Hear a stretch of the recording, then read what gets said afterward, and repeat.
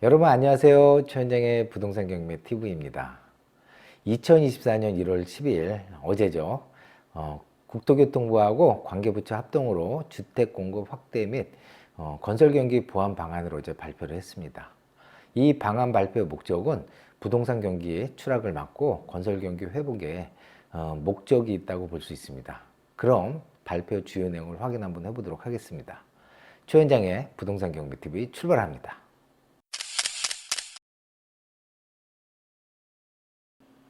2024년 주택 공급 확대 및 건설 경기 보완 방안을 세부적으로 한번 확인해 보도록 하겠습니다.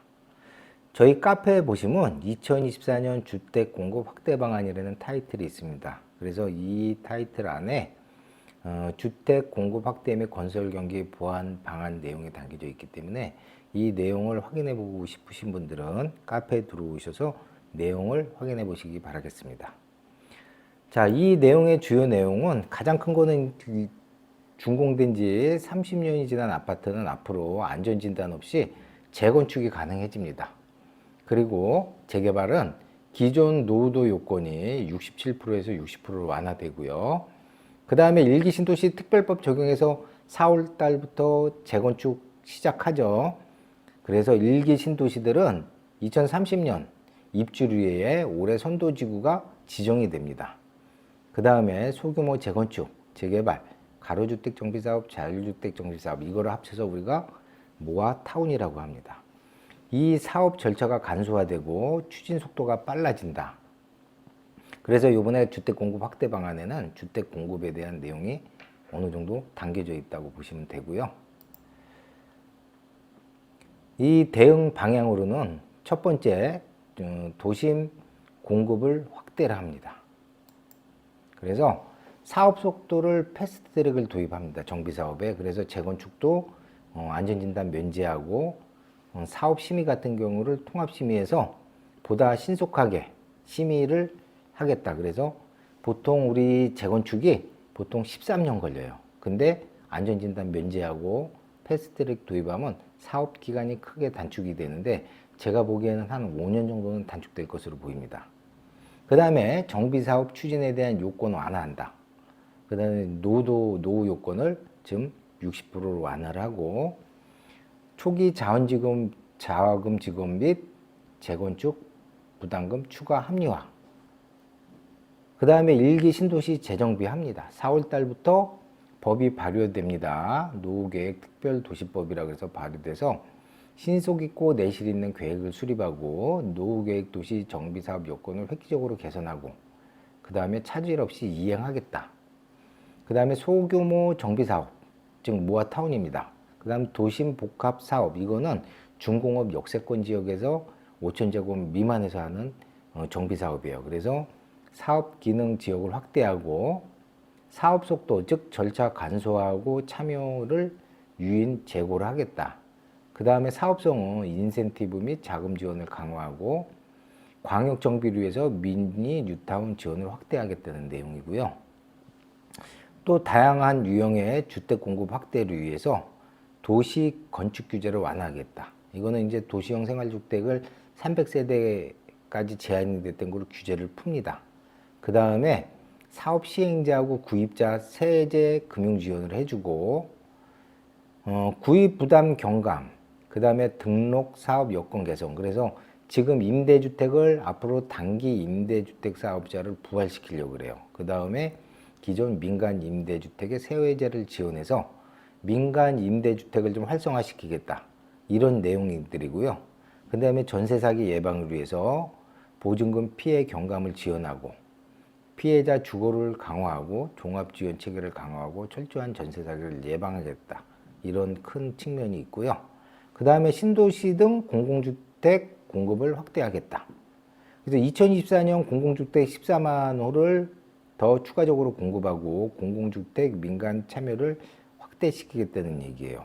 그 다음에 3기 신도시 같은 경우에는 일단은 3기 신도시는 조성 속도를 빨리 하겠다. 그 다음에 신규 택지를 2만 호 발굴하고 수도권 신도시 3만 호를 추가적으로 조성하겠다. 이런 내용들입니다. 그 다음에 추가적으로 이 내용들이 이제 공급에 대한 내용이었고, 이제 건설 경기 활력 회복을 위해서는 자금 조달 유동성 지원하고 공공 지원을 위한 민간 애로사항을 해소하고 사업종별 갈등을 해소 지원하고 건설 사업 관련 리스크를 완화하고 건설 투자를 활성화하겠다. 이런 건설 경기 활력 회복 위한 방안도 발표가 됐습니다. 근데 우리한테 중요한 거는 사실 주택 공급 확대 내용이 우리 그 취득자들한테는 투자자들한테는 더 중요한 내용이에요. 그래서 이 주택 공급 확대 방안에 대해서 좀 자세하게 보도록 하고 건설 경기 활력 회복에 대해서는 좀 간략하게 내용을 한번 살펴보도록 하겠습니다.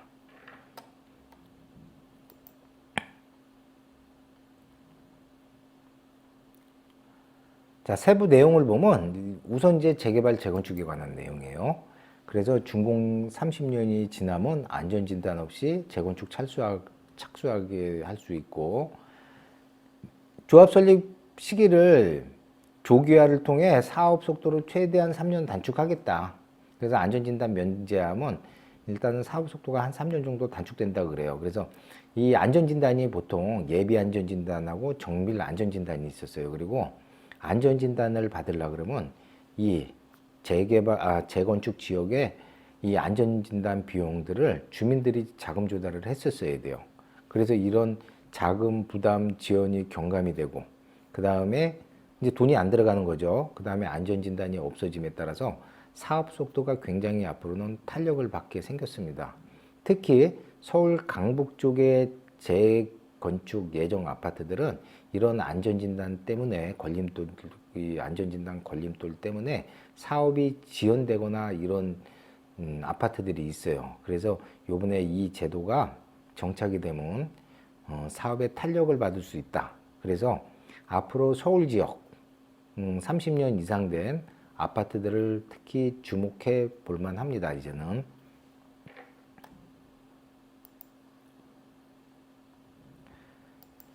자, 앞으로 준공 30년이 지나면 추진위원회 구성도 가능해지고요. 정비구역 지정과 함께 조합 설립도 같이 하게 되어 있습니다.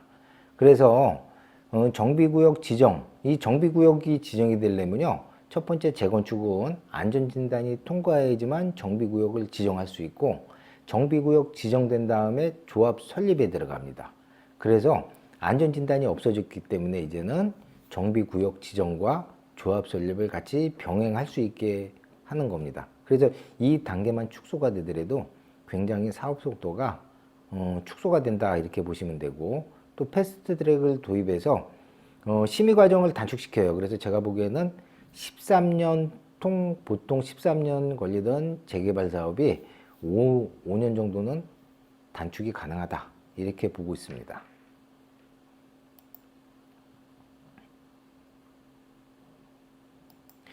자, 현행 재건축은 이제 기본 관리 계획을 수립하고 안전진단을 통과해야 돼요. 예비 안전진단, 정밀 안전진단을 통과하고, 그 다음에 정비구역을 지정하고 추진위원회 설립하고 조합 설립, 그 다음에 사업 시행과 관리처분 착공에 들어갑니다.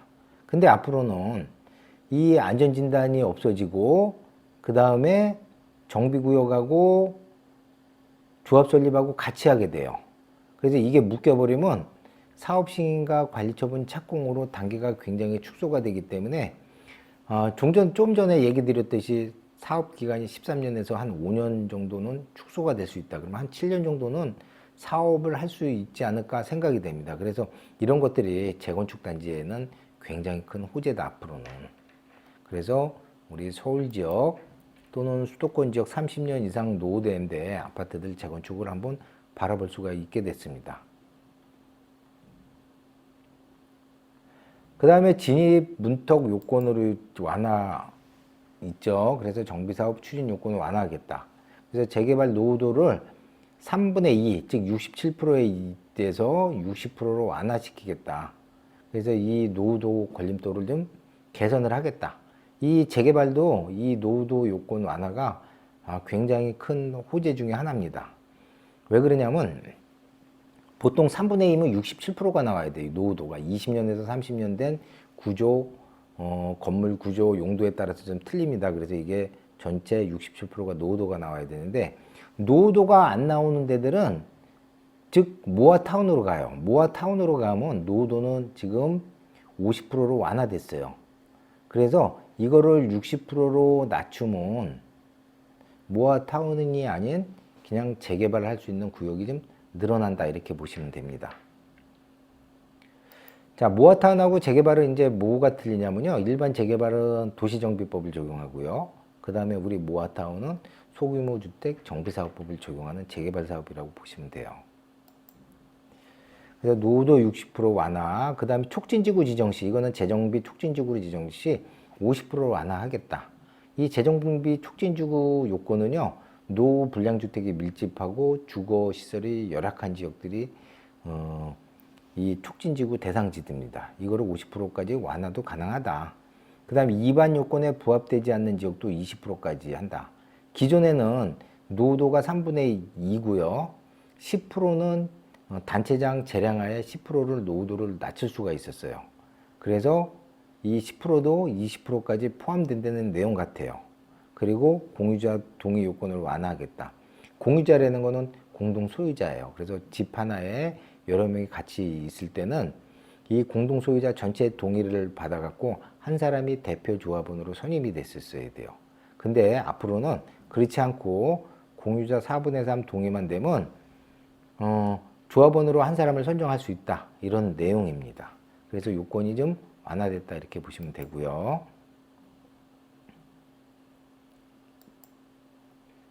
그 다음에 사업 초기 자금 지원하겠다. 재건축 부담금 추가를 합류하겠다. 그래서 관리처분 인가 이전에도 계획 수립 등에 필요한 자금 조달이 용이하도록 허그에서 보증하겠다. 기존에는 이제 지금은 지원하는 건 관리처분 이후에 지원했지만 앞으로는 조합 설립이나 사업 시행 인가 때도 지원을 해주겠다는 얘기예요. 그 다음에 재건축 분담금 완화. 이 분담금은 분담금 면제 초과이익 상향, 그리고 초과이익 환수제예요. 재건축에서 가장 큰 걸림돌이 뭐냐면 초과이익 환수제다. 재건축함으로써 초과이익이 발생하면 세금으로 걷어갔겠다는 얘기예요. 그래서 요번에 이 조건들이 완화가 됐어요. 그리고 1주택자에 한해서는 보유 연한에 따라서 세금을 경감해 줍니다. 이 경감해 주는 폭도 대폭 늘렸다.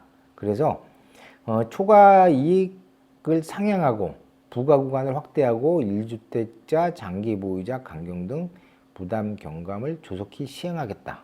그래서 재건축함으로써 앞으로는 이 조합원들한테 짊어질 수 있는 세금들 이런 것들을 좀 경감해 주겠다. 이런 내용입니다.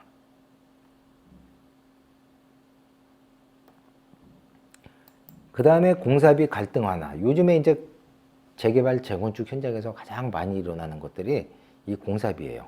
왜 그러냐면 시중 물가 인상으로 인해서 인건비, 자재비가 올라서 전체적으로 공사비가 올랐습니다. 서울 지역 같은 경우에는 평당 아파트 분양 가격이 지금 평당 4천만 원으로 올랐어요. 그만큼 가격이 많이 올랐다는 얘기예요. 그래서 이 분양 가격이 올랐다는 거는 공사비가 올랐다는 얘기입니다. 그래서 공사비가 오르니까 시공사에서는 공사비를 올려달라 그러고 조합에서는 무슨 얘기냐, 너무 무리한 요구를 하는 거 아니야. 이래서 분쟁들이 많이 발생을 해요. 그래서 이런 것들을 원활한 공사조정 및 분쟁 예방을 위해서 표준계획서를 조기에 배포하고 지자체 도시분쟁위원회 조정에서 조정하면 확정 판결하고 동일한 재판상 화해 효력을 부여하여 실효성을 제고하고 갈등을 해소하겠다. 그래서 이런 것들을 좀 중재를 해서 해결을 하겠다는 얘기예요. 현재 같은 경우에는 굉장히 많이 일어나요. 사업장에서.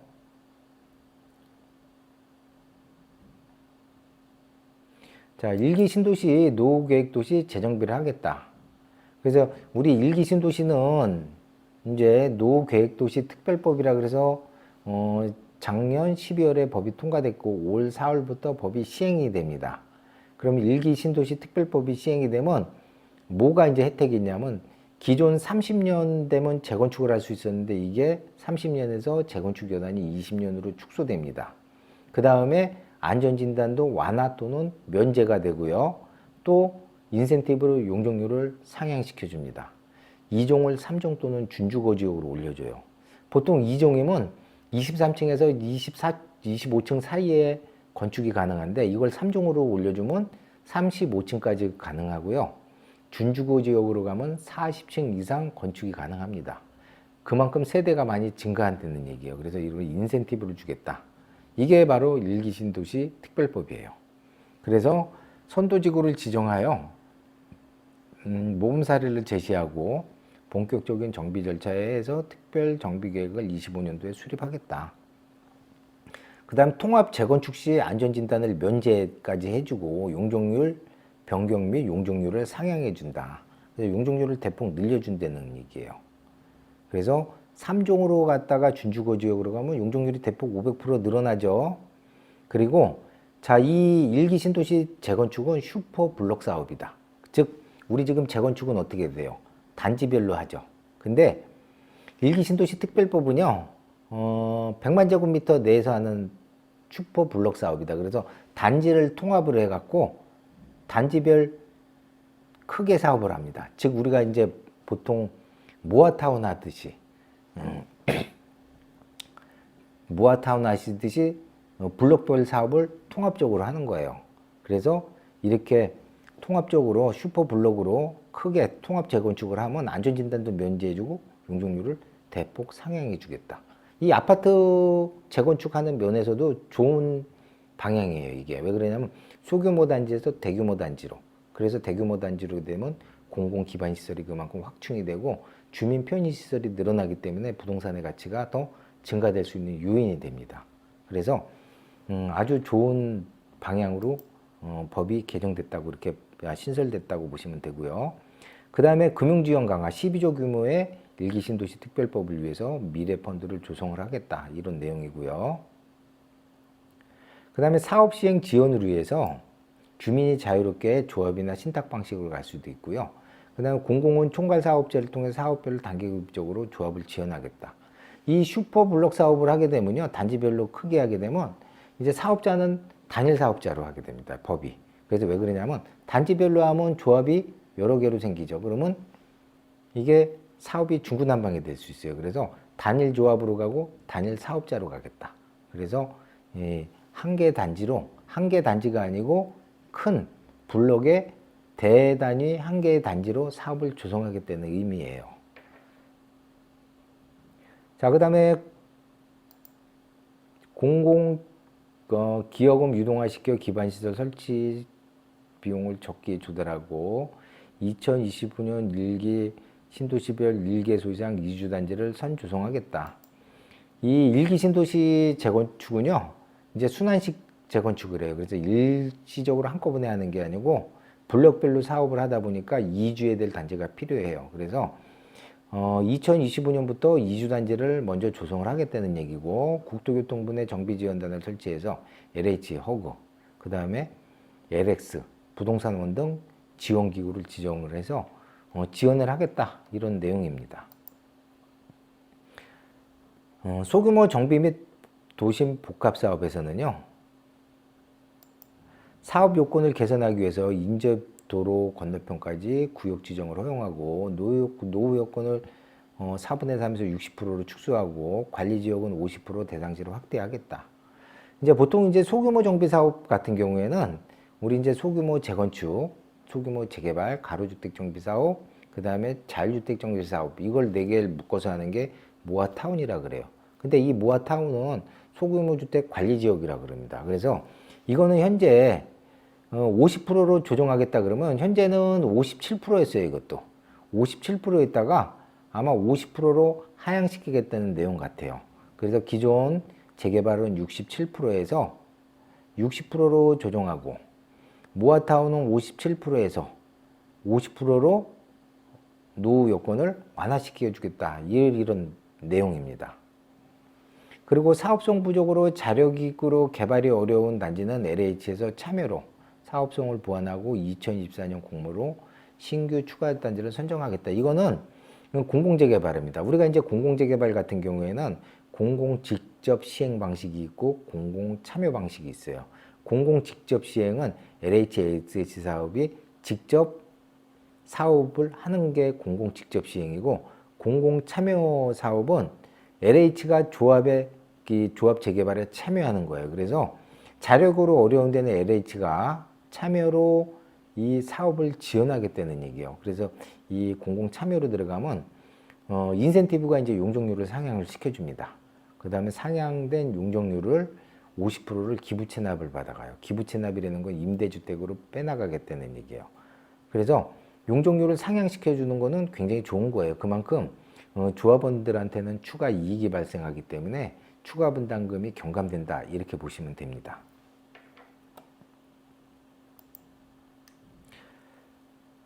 자, 절차 간소화, 조합 설립 동의율도 완화됩니다. 앞으로 이제 재개발에서 조합 설립을 완화된다. 그래서 조합 설립되려면 전체 4분의 3 동의를 얻어야 조합을 설립할 수 있었고, 토지의 전체 3분의 2 동의를 얻어야 됩니다. 토지 건물 4분의 3이고, 그럼 이거를 75%로 5%로 완화시켜 주겠다. 그 다음에 통합 심의를 통해서 대상을 확대해서 사업 기간을 단축하겠다. 이 모아타운 소규모 주택 정비 사업은요, 조합 설립 후 준공까지 5년 걸리는 사업이에요. 근데 조합 설립 때까지, 후보지에서 조합 설립 때까지는 동의서를 얼마나 빨리 걷느냐에 따라서 사업 기간이 단축이 됩니다. 그래서 조합 설립 5년서부터 준공까지 5년 걸리는 사업도 굉장히 빠른 건데, 이거를 사업 기간을 또 단축하겠다, 이런 얘기예요. 그래서 좀 더 사업 기간이 좀 빨라질 수 있다, 이렇게 보시면 되고요. 토지주 우선 공급일 합류하고, 이제 이건 도심복합이에요. 도심복합은 중공업, 역세권 지역 5,000제곱미터 이하에서 하는 데가 도심복합 사업이다. 이 도심복합 사업은 일단 상가주, 임대업자 보상을 다변하겠다. 그래서 갈등을 해소하겠다. 이 도심복합 사업은 역세권 중공업 지역에서 하다 보니까 상가들이 많아요. 그래서 상가들은 영업하다가 재개발하면 영업 손실에 대한 보상을 받아야죠, 현실적으로. 그래서 이런 것들 때문에 갈등이 많았는데, 이거를 좀 보상을 다변하고 합리화해서 좀 제대로 갈등을 해소해서 재개발을 좀 지원하겠다, 이런 측면에서 접근을 한 것 같습니다.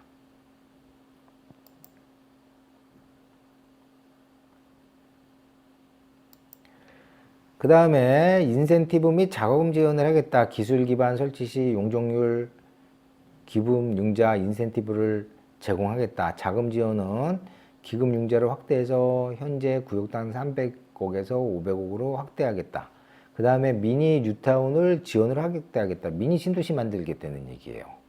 그래서 미니 뉴타운을 만들어서 재정비 촉진지구네. 재정비 촉진지구는 아까 얘기했듯이 노후 불량주택이 밀집하고 주거 환경이 열악한 지역들 대상으로 지정하는 게 재정비 촉진지구고, 노후 여건이 30년 이상을 현행 3분의 2에서 50% 완화해서 사업을 추진하겠다는 얘기입니다. 그 다음에 지구 지정은 소규모 정비 등을 중심으로 중소규모의 신규 촉진지구를 지자체하고 합동 공모해서 용적률 완화 등 특례를 부여하겠다. 그 다음에 사업성이 열악한 지역에서 LH 공공기관이 사업을 제안하고 직접 시행하겠다. 이거는 이제 공공 직접 재개발 방식이에요. 그래서 2024년 지자재 수요 파악하고 상반기 중에서 사업계획 마련해서 착수하겠다. 공공 직접 방식은 근데 주민들이 별로 선호하지는 않습니다. 그 이유는 차후에 재개발 때 한번 다시 설명을 해드릴게요. 그래서 공공 직접 시행도 확대를 하겠다. 그 다음에 다양한 유형의 주택 공급을 확대하겠다. 그 다음에 도시형 생활주택 토지 이용 효율성을 높이기 위해서 세대수를 제한했던 걸 폐지합니다. 그래서 현행 300세대 미만을 폐지해서 300세대 이상을 질 수 있고요. 그 다음 도심 내 다양한 주거 수요에 유연하게 대응할 수 있도록 방 설치 규제를 폐지합니다. 그래서 30에서 60제곱은 3개까지, 방 3개까지 설치를 허용하고요. 그 다음에 중요한 건 주차장 규제를 완화합니다. 그래서 주차 면수 설치 시 주차장 기준 완화합니다. 현행은 다세대 연립 85제곱일 때는 한 세대당 한 대가 있어야 되고요. 그 다음에 60제곱 이상 소형일 때는 세대당 0.6대가 있어야 된다. 이게 굉장히 중요한 게 뭐냐면요, 우리 만약에 다세대를 져요. 8세대. 그러면 밑에 주차장에 8세대 놓을 수 있는 주차 공간이 확보해야 돼요. 근데 차 댈 자리가 4대밖에 없어. 그럼 4세대밖에 못 줬어요, 과거. 그래서 다가구도 마찬가지예요. 다가구도 330제곱 이하의 3층 이하의 법적으로 19세대까지 질 수 있는데 주차장 면적이 만약에 5대밖에 나올 게 없어. 그러면 5세대밖에 못 져요. 그래서 이거를 대폭 완화하겠다. 그래서 한 대를 0.4대, 거의 절반 수준으로 줄이는 거예요. 그러면 주차 4대 할 거 8세대 짓는다 이런 얘기고 0.6대를 0.2대로 줄인다. 대폭 안 한다. 소규모 주택에서는. 근데 이거는 사실 주택 공급 측면에서는 좋을지 모르지만 주차장, 즉 교통 편의 목적에서는 굉장히 안 좋은 법이에요. 우리 다세대, 그 다음 단독, 다가구 밀집 지역 가면 어때요? 주차난이 굉장히 심각하죠. 서울 같은 경우에도. 근데 앞으로 이렇게 하면 주차난이 해소가 되는 게 아니고 굉장히 심각해질 수 있습니다. 왜냐면 지금 한 세대당 차 한 대 없는 데가 없어요. 이거를 반으로 줄인다는 거는 다세대지면 반은 차 댈 데가 없어진다 이렇게 보시면 됩니다. 그래서 이 법은 공급에는 좋을지 몰라도 생활 기반 시설이 굉장히 취약해진다 이렇게 보시면 돼요. 그래서 이거는 좀 바람직하지 않은 것 같아요.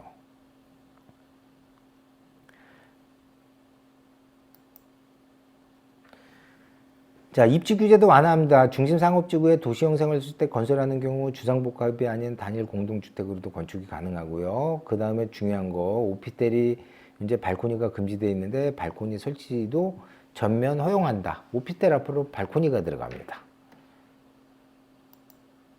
그 다음 세제 금융 지원 해주겠다.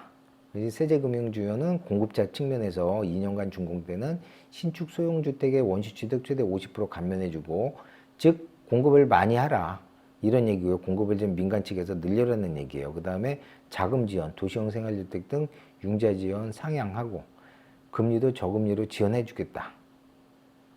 그 다음 보증 지원, 그 다음 도시형 생활주택, 오피스텔, PF 대출 보증 한도를 확대하겠다.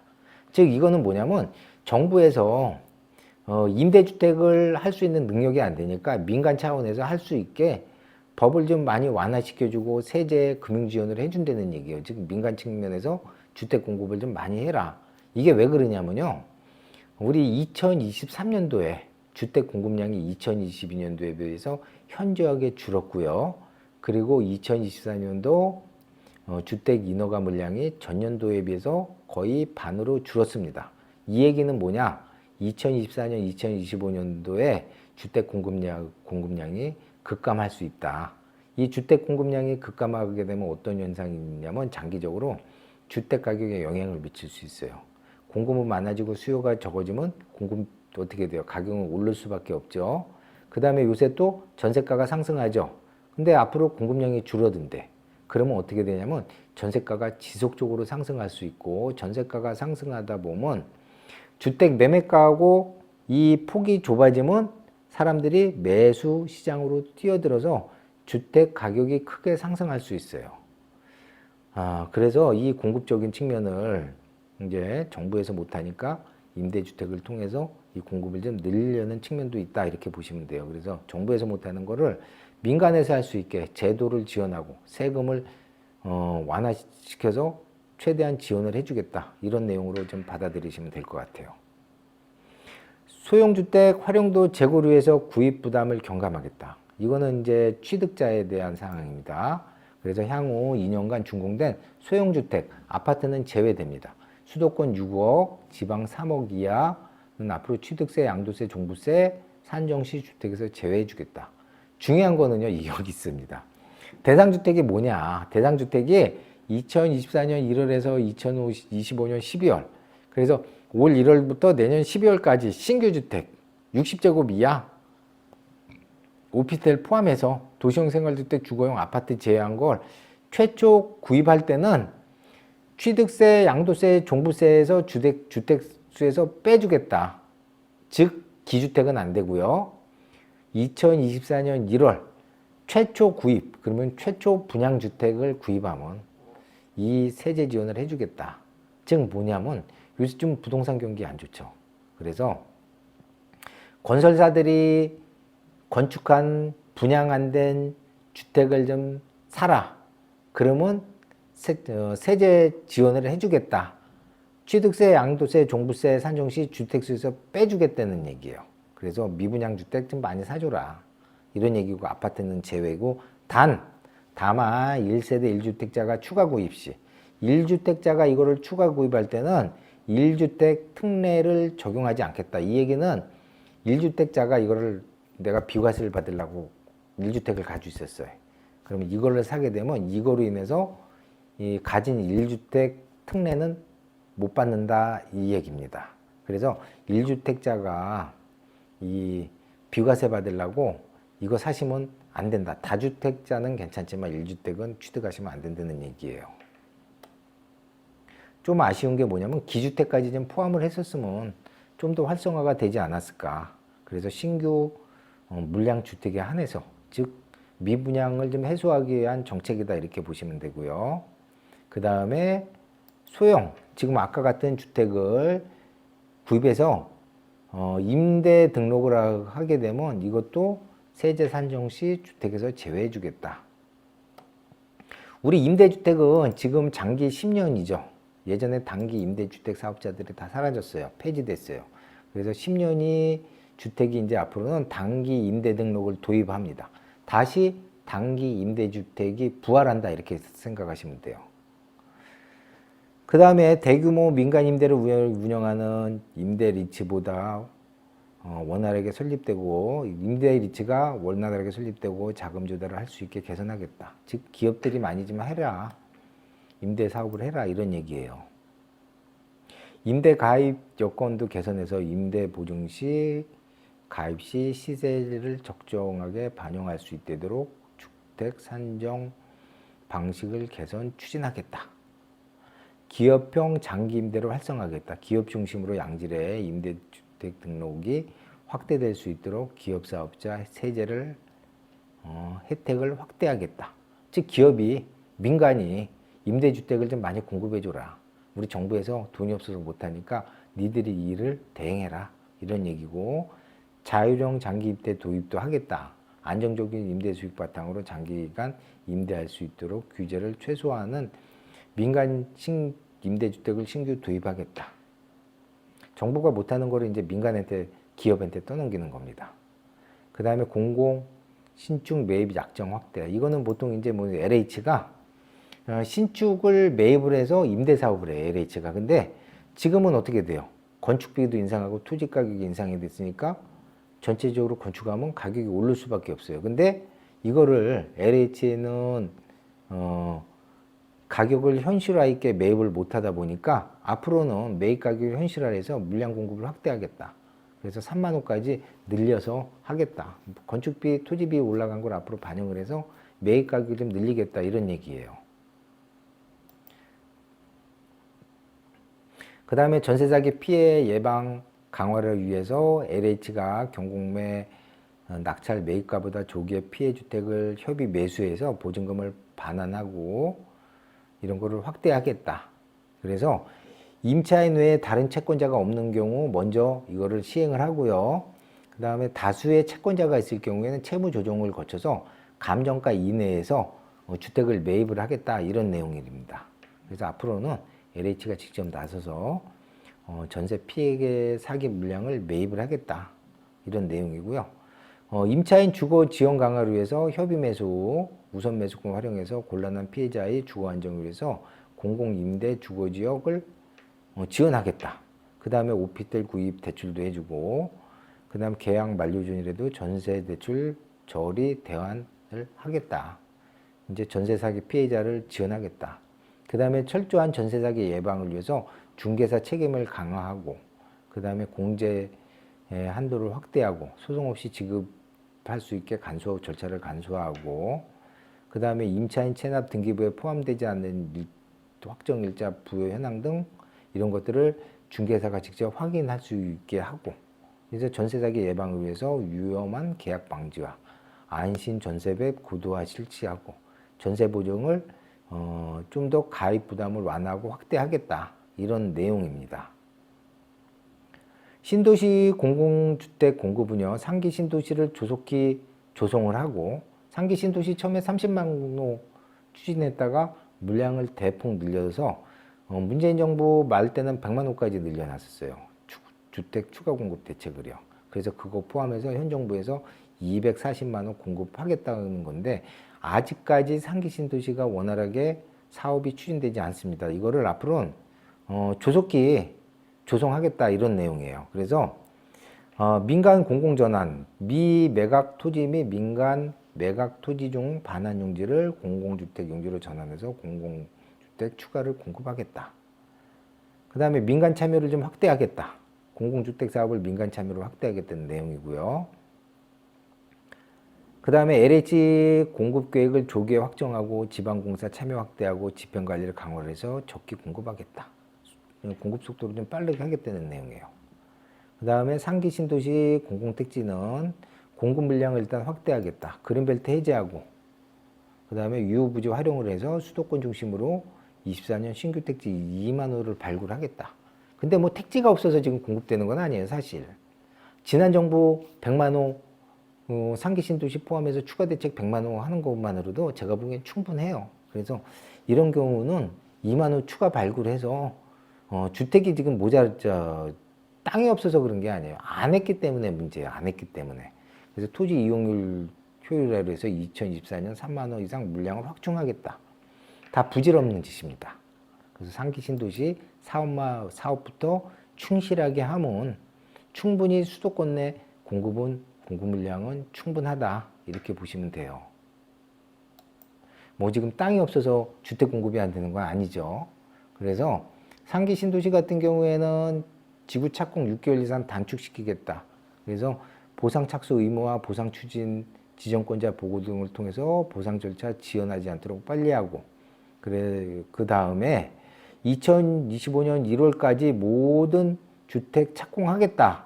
그래서 상기 신도시 추진계획을 보면요, 계양, 창릉, 왕숙, 교산, 대장, 광명, 시흥, 의왕공포, 안산, 화성, 진안. 그래서 이렇게 공급을 하겠다는 거예요. 이것만 해도 공급량이 꽤 됩니다. 그래서 이 신규 택지 발급하는 게 중요한 게 아니고, 기존 지금 계획했던 것만 공급을 해도 공급량은 제가 보기에는 어느 정도 충분히 쫓아간다. 이렇게 보시면 될 것 같아요. 건설산업 활력 회복을 위해서 자금 및 유동성 지원하고 PF 대출, 공적 PF 대출 보증을 25조 원 차질 없이 공급하고, PF 대출 보증을 신설해서 허그해서 보증 발급하고, 뭐 이런 내용들이고요. 그 다음에 지방 사업 여건 개선을 위해서, 자, 중요한 게 이제 또 나왔습니다.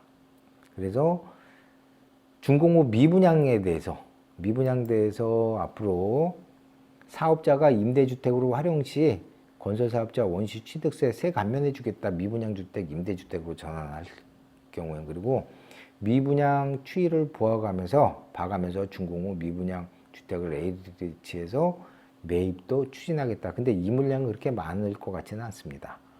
그 다음에 우리 중요한 건 이제 구입자 측면에서예요.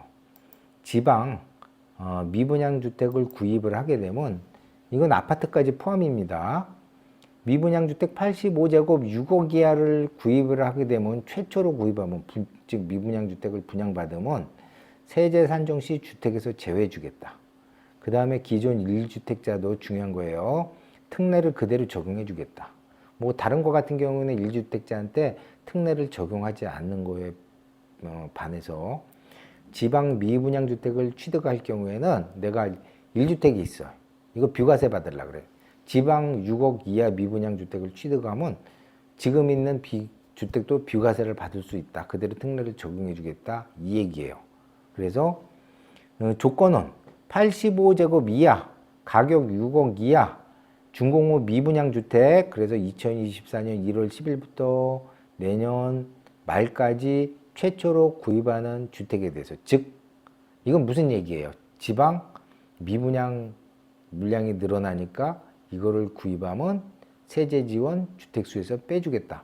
과거에 이런 일도 있었어요. 과거에 있었던 건데 다시 미분양 주택 해소하기 위해서 반복하겠다. 그래서 지방에 주택이 필요하신 분들은 삼은 주택수에서 빠지고 세제 경감이 되니까 취득하는 게 좋을 것 같지만 지방이 근데 사실 부동산 경기가 회복이 되려면 시간이 좀 다소 걸릴 거다. 그거는 알고 구입을 하시는 게 좋을 것 같아요. 그래서 정부에서 미분양 물량 해소하기 위한 자구책이다 이렇게 보시면 됩니다.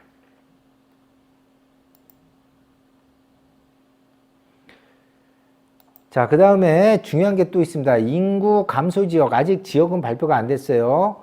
그래서 1주택자가 인구 감소 지역 1주택을 취득할 경우에는 1세대 1주택 특례를 허용하겠다. 그러면 이제 아직 인구 감소 지역은 발표가 안 됐는데 수도권 외곽 지역 지방. 그러면 우리가 이제 보통 전원주택으로 하나 사게 되면 1세대 1주택 특례 적용을 받을 수 있다. 이런 얘기예요. 그래서 이런 경우에는 전원주택 취득 계획이 있으신 분은 인구 감소 지역을 적극 활용하시면 좋을 것 같아요. 그러면 세금에서 좀 더 유연하게 구입할 수 있고 주택수의 산정이 안 되기 때문에 좀 더 좋은 기회가 아닌가 생각이 됩니다. 그래서 전원주택이 필요하신 분들은 적극적으로 인구 감소 지역을 활용하시면 좋을 것 같습니다. 사업장별 갈등을 해소해서 정상화 지원합니다. 조정위원회가 설치돼서 공적 조정으로 인해서 사업장 갈등 해소한다. 즉 공사비 때문에 그렇습니다. 요즘 이제 재건축, 재개발 사업장은 공사비로 조합원과 시공사 간의 갈등이 많습니다. 그래서 시공사가 공사를 포기하는 경우도 있습니다. 그래서 이런 것들을 조정하겠다. 건설사업 관련 리스크 완화하겠다. 공세 체계, 구조조정 등으로 공사 중단 시 신속 재개, 공기 지원 최소화하고 대체 공사, 시공사 선정이 필요할 경우 대체 시공사를 마련해서 시공사 교체도 하고 수분양자 보호를 위해서 입주 지원, 하자 보수, 우려 등 수분양자 애로를 해소하고 필요시 분양대금 전액 환급하여 입주 예정자를 보호하겠다. 협력업체 하도급 지급 보증, 체불 피해를 방지하고 피해를 최소화 지원을 하겠다. 그 다음에 건설 투자 활성화를 위해서 SOC 예산 조기 집행 건설 투자를 확대하고 민간 확대, 도로 신설뿐만 아니라 도로 확장 등 개량에 대한 민자사업 모델을 구축하고 개량 운영형 민자사업 추진 요건을 조성하겠다. 이 내용들이 이번에 주택 공급 확대 및 건설 경기 보완 방안 세부 내용이었습니다. 그래서 건설 경기 보완 방안 내용은 우리가 직접적으로 와닿는 게 아니기 때문에 간략하게 설명해 드렸고 주택 공급 확대 방안에서 내용을 좀 중점적으로 보셨으면 합니다. 마지막으로 주택 공급 확대 방안에 대한 내용을 간략하게 정리 한번 해보도록 하겠습니다. 자, 도심 공급 확대 방안으로 첫 번째로 재개발, 재건축 규제가 좀 완화됩니다. 재건축 같은 경우에는 30년 이상 된 아파트 안전진단이 면제되고요. 재개발 같은 경우에는 재개발 요건인 노후도가 60%로 완화됩니다. 그 다음에 소규모 정비사업, 도심복합사업 같은 경우에는 사업 가능 지역이 확대되고 절차가 간소화되며 인센티브를 좀 지원을 해줍니다. 그 다음에 일기 신도시 재정비 같은 경우에는 일기 신도시는 올 4월 달에 노후도시 특별법이 시행이 됩니다. 그래서 올 안에 선도구역을 지정해서 2030년 일기 신도시 재건축 첫 입주를 시작할 수 있도록 사업을 차질 없이 진행을 한다고 합니다. 그 다음에 다양한 유형의 주택 공급 확대를 위해서 도시 건축 규제가 완화됩니다. 그래서 도시형 생활주택 300세대가 규제가 없어지고요. 그 다음에 주차장 규제도 좀 완화됩니다. 그 다음에 세제 금융 지원으로는 공급자한테는 원시 취득자한테는 50% 세금이 감면이 되고요. 그러니까 취득자한테는 2024년 1월부터 내년 12월까지 수도권 6억, 그 다음에 지방 3억 신규 주택에 한해서 세제를 좀 경감을 해줍니다. 근데 중요한 거는 신규 취득주택, 즉 신규로 분양받는, 즉 미분양 주택을 좀 사주면 세제를 지원해주겠다 이런 측면입니다. 그 다음에 등록 임대 사업자 여건을 개선해서 지금 10년짜리 장기 임대 사업자만 운영되고 있는데 이거를 단기 임대 사업자를 좀 부활을 합니다. 그 다음에 민간 기업 임대 요건을 좀 완화하고 세제를 지원을 하고 금융 지원을 해서 정부에서 못하는 임대 사업을 민간한테 임대 사업을 할 수 있도록 제도를 대폭 지원을 해줍니다. 즉 정부에서 못하는 사업을 민간한테 좀 떠넘기다 이렇게 보시면 되고요. 그 다음에 이제 지방 미분양 주택에 대해서 공급자한테는 미분양 주택을 임대 사업자로 돌리면 원시 취득에 대한 세금을 50% 감면해 주고요. 그 다음에 이제 취득자한테는 자 미분양 주택을 여기는 아파트까지 포함입니다. 85제곱 그 다음에 6억 이하 미분양 주택을 취득하게 되면 1세대 1주택 특례사항을 그대로 적용을 해줍니다. 그래서 주택수에서 빼주고 세제 지원을 해주겠다. 즉 지방 미분양 주택을 좀 사줘라. 그러면 주택수에서 빼주겠다. 과거 정책하고 똑같습니다. 그래서 요번에 주택 공급 확대 방안 발표는 주택 공급에 좀 맞춰졌다 이렇게 보시고 세제 지원, 그 다음에 미분양 주택 해소를 위한 취득자한테는 세금 감면 정책이다 이렇게 보시면 되겠습니다. 오늘 내용이 좋았으면 좋아요, 구독 부탁드리며 최원장의 부동산 경매 TV 여기서 마치도록 하겠습니다. 감사합니다.